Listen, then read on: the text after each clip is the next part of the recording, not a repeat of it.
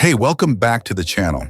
Today we're diving into something that might upset a few people, but I think it's time we had this conversation. Modern Stoicism, it's trendy, it's everywhere. You've probably seen quotes from Marcus Aurelius, Seneca, or Epictetus turned into Instagram posts, coffee mugs, or even tattoos. But here's the real question. Is it worth it? Is what we now call Stoicism really what Marcus Aurelius meant? Or are we just selling a watered-down, feel-good version of ancient wisdom? Today we're going to explore what modern Stoicism gets wrong, what the true cost of Stoicism is, and more importantly, what Marcus Aurelius was really trying to say.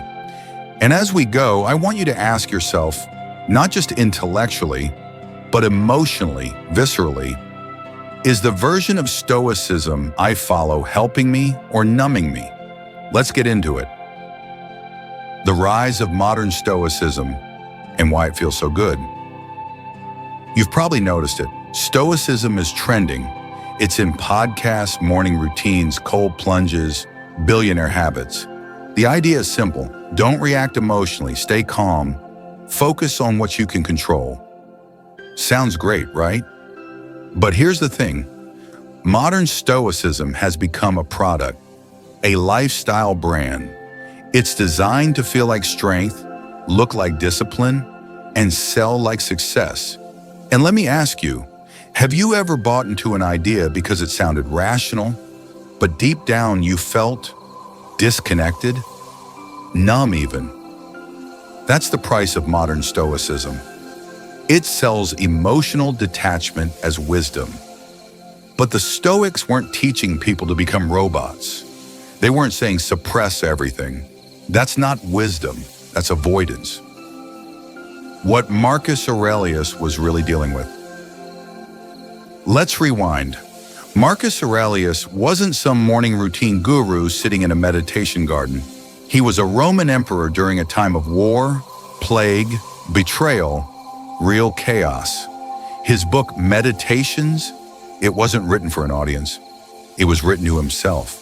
A private journal, not a guidebook, not a TED Talk, just raw reflections in the middle of darkness. He wasn't preaching from a mountain. He was reminding himself, you are going to die. You will lose people. Pain is part of life, but you still have the power to live with dignity. Does that sound like Instagram Stoicism to you? No quotes about crushing your goals. No discipline equals freedom mantra. Just a man asking, how do I stay human in the middle of hell? So I want to ask you right now, are you using Stoicism to become more human or to escape your humanity? The cost of misunderstood Stoicism. There's a hidden cost to this modern interpretation of Stoicism, and we rarely talk about it. The cost of Stoicism, when misapplied, is emotional detachment, disconnection, loneliness, a false sense of superiority that pushes people away. Have you seen this? People saying things like, I don't get angry, I'm stoic. I don't feel sadness, I'm in control. But here's the truth. Suppressing emotions isn't Stoicism. It's fear wearing a mask. Marcus didn't say don't feel, he said don't be ruled by your feelings. That's a huge difference. So again, I'll ask, are you being honest with yourself or are you just being numb? And is that numbness costing you connection with others? With yourself? Stoicism was never about winning, it was about withstanding. Modern Stoicism is obsessed with performance. You hear things like, wake up at 5 a.m., take cold showers, journal daily, or crush distractions, be a warrior. But ancient Stoicism wasn't about winning. It was about withstanding, about enduring loss, injustice, even death, with courage and humility. Marcus wrote about holding his dying children. Seneca wrote letters before committing suicide under Nero's orders. Epictetus was a slave who walked with a limp after being beaten. They weren't optimizing for productivity. They were trying to survive with dignity. Here's the real kicker. Modern Stoicism wants results. Ancient Stoicism wanted integrity. So now I ask you, is your Stoicism about how you look or about who you are when no one's watching? What are you avoiding? Let's be real. Many of us turn to Stoicism not because we want to grow, but because we want to avoid pain. And Stoicism sounds like a good excuse to build walls. But guess what? True Stoicism is the opposite. It's about opening your eyes and staring straight at the pain without flinching, not avoiding death, failure, grief, but accepting them, embracing them as part of the human experience. When Marcus Aurelius wrote, "You could leave life right now. Let that determine what you do and say and think," he wasn't being poetic.